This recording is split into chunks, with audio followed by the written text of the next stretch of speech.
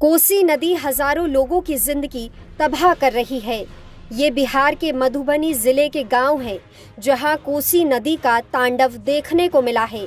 कोसी नदी सिर्फ एक नदी ही नहीं, बल्कि पानी का ऐसा बेकाबू बहाव है जिसने पूरे के पूरे गांव को बाढ़ में तब्दील कर दिया है। हर घर पानी में पूरी तरीके से जलमग्न हो चुका है। यहाँ के लोग हर साल बाढ़ की चपेट में आते हैं और उनके पास इससे बचने का कोई और विकल्प नहीं है। अभी हम नौके पर मौजूद हैं और आप मेरे पीछे देख सकते हैं, ये कोसी का बेल्ट है, कोसी का इलाका है। जहाँ तक नज़र पड़ेगी वहाँ तक कोसी ही कोसी है, वहाँ तक पानी ही पानी है। और बिल्कुल मेरे ठीक पास में देखिए, ये जो कटाव हो रहा है, इस कटाव की वजह से कोसी के अंदर कई सारे घरें जा चुकी हैं, ज़मींदोज हो चुकी हैं। मैं चाहूँगा कि एक बार कैमरामैन आपको मूव करके पीछे की ओर दिखाएं। एक छोटी सी झोपड़ी दिख रही होगी, ये सामने देख लीजिए, इस तरफ ईंट हुई है और ये ईंट जो है वो टूटा हुआ मकान कह सकते हैं, जो कि कोसी के चपेट में जा चुका है। अब यहाँ से ये लोग क्या कर रहे हैं, इस ईंट को लेकर जा रहे हैं और जहाँ ये अपना नया आश्रय स्थल बना रहे हैं, वहाँ पर पहुँचकर इस ईंट का इस्तेमाल करेंगे और वहाँ अपने रहने के लिए आशियाना बनाएंगे। लोकल 18 ने कोसी नदी के भयंकर रूप को देखने वाले कुछ गांव वालों से भी बात की और उनसे उनका दर्द जाना। बाढ़ का नजारा आप स्क्रीन पर देख रहे हैं। हम आपको बाढ़ पीड़ितों का दर्द, उनकी कहानी, उनकी ही जुबानी सुनाते हैं। 14 बार इस नदी से कट चुके हैं। 14 बार हमको, हम 52 साल की उम्र में हम 14 बार कट चुके हैं। और हर 4-5 साल पर हम लोग का घर कट जाती है। हॉस्पिटल नहीं है, विद्यालय है, अभी दूर में विद्यालय है। यहाँ से जाने में अभी उसको जाने का कोनो रास्ता नहीं है। हर साल इसी तरह से होता है। हम लोगों की नदी के कटाव से बहुत परेशानी हो रहा है, इसीलिए कि हम लोग बेघर हो जाते हैं।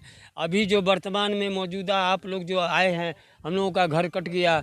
हम लोग अभी वर्तमान में आप देख रहे हैं कि हम लोग घर बना रहे हैं, ऊंचा स्थान पर आए हैं। ये भी इस जगह जो है सो बालू मिट्टी है, फिर इस पर पानी आ जाता है, फिर इस जगह कट जाएंगे तो फिर हम लोग कहाँ जाएंगे। हर साल यहाँ बाढ़ आती है जी। बाढ़ के कारण जो हम लोग जो है इस पंचायत मधुबनी मधेपुर प्रखंड है ये, और गढ़गो पंचायत है, यहाँ का अक्सर बेक्सर जो है घर जो बाढ़ की चपेट में आ जाती है। और इससे पहले हम लोग का घर जो है नदी से कटा हुआ था, जिस पे सरकार जो है कुछ राहत भी दी थी। और इस मर्तबा जो कटा हुआ है वो अभी तक सरकार की तरफ से कोई राहत नहीं आई है। ये पहली बार नहीं है, ऐसा हर साल होता है। कोसी नदी की लहरें हर साल घरों को अपने साथ ले जाती है। इस साल भी गांव वालों ने अपने घर को छोड़ा।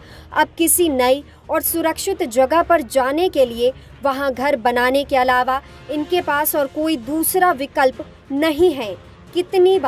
कितनी बार लोगों का आशियाना ऐसे ही पानी का प्रकोप झेलता रहेगा?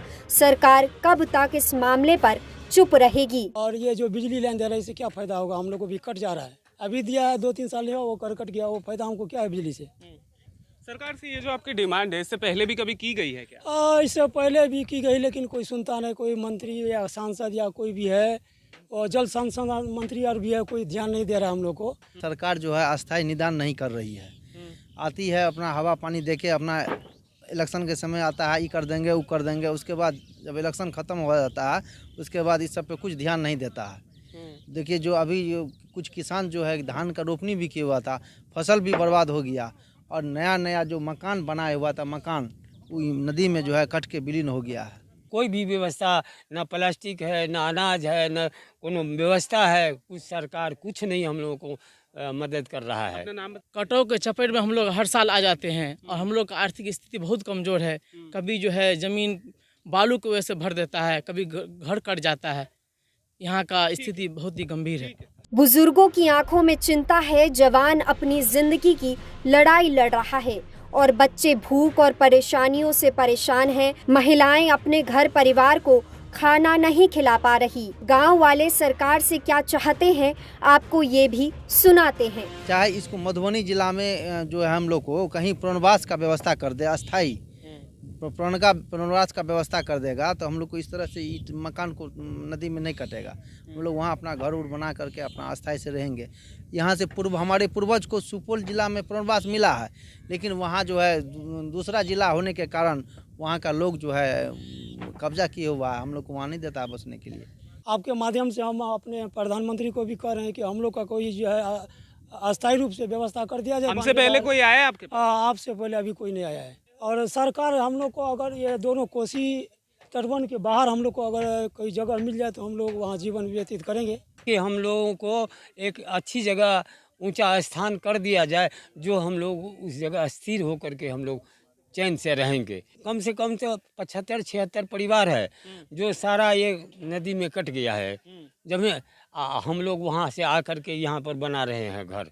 जिस इलाके से मंत्री पद को कोई सुशोभित कर रहा हो, शीला मंडल है यहाँ से और परिवहन मंत्री है बिहार सरकार की, तो जरा सोचिए कि जिस इलाके के लोगों ने वोट देकर उन्हें इस लायक बना दिया कि वो बिहार सरकार में मंत्री पद को संभाल सके, उनके इलाके के लोगों की समस्या कितनी गंभीर है। अजीब बात है, इस इलाके से बिहार सरकार के 2 मंत्री हैं, लेकिन यहाँ की जिंदगी में कोई सुधार नहीं आया। एक तरफ सरकार करोड़ों रुपए खर्च करने का दावा करती है, दूसरी तरफ इन गांव में विकास का कोई नामो निशान नहीं है। क्या यही है हमारे विकास की कहानी?